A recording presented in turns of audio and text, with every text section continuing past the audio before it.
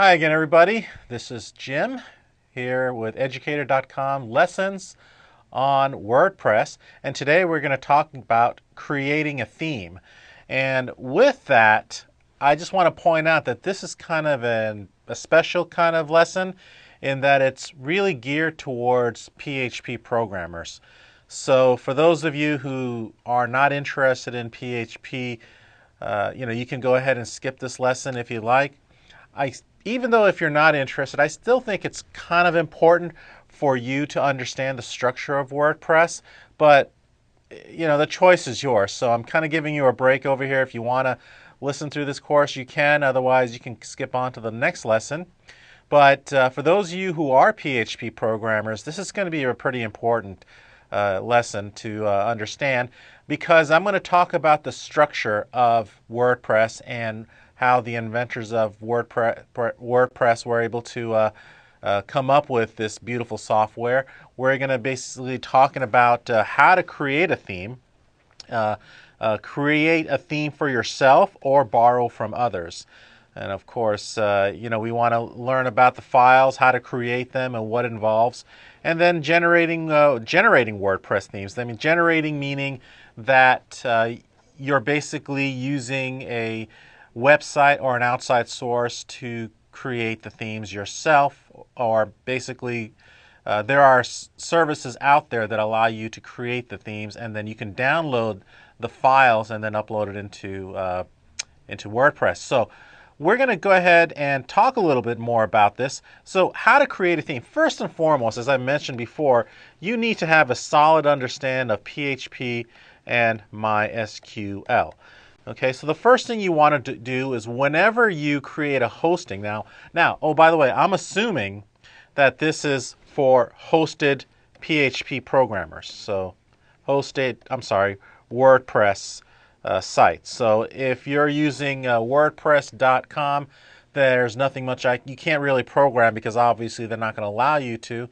Or maybe they will, who knows, for your specific folder they may allow you to, but you've got a lot more flexibility if you host your own WordPress site with under your own domain name, which is pretty much what I kind of recommend, because you want to have control over your site. You want to be able to do what you will. After all, WordPress is pretty much what is known as open source.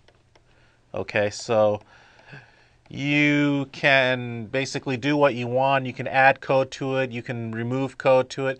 You can edit it. So an open source, I guess you can equate that sort of like an open room. You can add couches, furnitures, carpets, paintings, whatever you want. It's an open kind of room where you can add your own little stuff to it. But of course, you need to understand PHP and MySQL. So the first thing you got to do is you've got to install the MySQL database. So go to your web host, go ahead and install the MySQL database. Then go ahead and install WordPress, and then we'll play around with the PHP.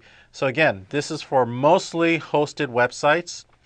And in this lesson, we're going to cover the surface of the programming. I'm not going to show you how to program, because we just simply don't have enough time. I mean, that's a whole semester or two worth of work there.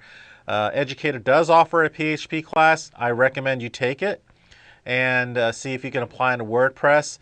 WordPress, from what I'm seeing here, is not that difficult to understand, but like I said, it's pretty complicated if you're not familiar with PHP. But then again, this is a great place to have that control and have that understanding and that appreciation. PHP is a very popular programming language.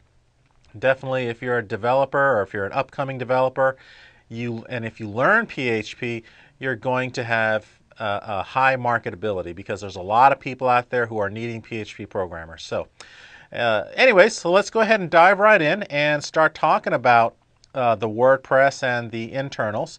So the first decision you've got to make, as if you're going to have a website or a blog using WordPress, is, well, do you want to create one and do you want to borrow one? Well, I know that a lot of the programmer's mentality is, well, of course I'd love to create, because we love to have that challenge. We love to be able to come up with our own little version of our own little world.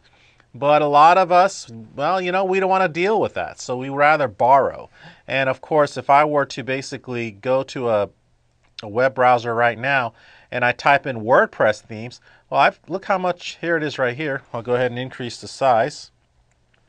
So here is a WordPress. If I type in WordPress theme and I press the submit button over here in Google, I'll find literally hundreds of websites that'll have all these themes. So if I were to go to free WordPress themes right here, look at all these. Well, it's said free, but actually some of these are costly. So you can buy them for about 20 bucks, which to me is nominal. I mean, why not? I mean, these are really good looking websites here. Some of them are very creative. So you can go ahead and take a gander over there. Let's take a look at another one before we return to the slides. Here's, hopefully this is free, and this is within WordPress.org.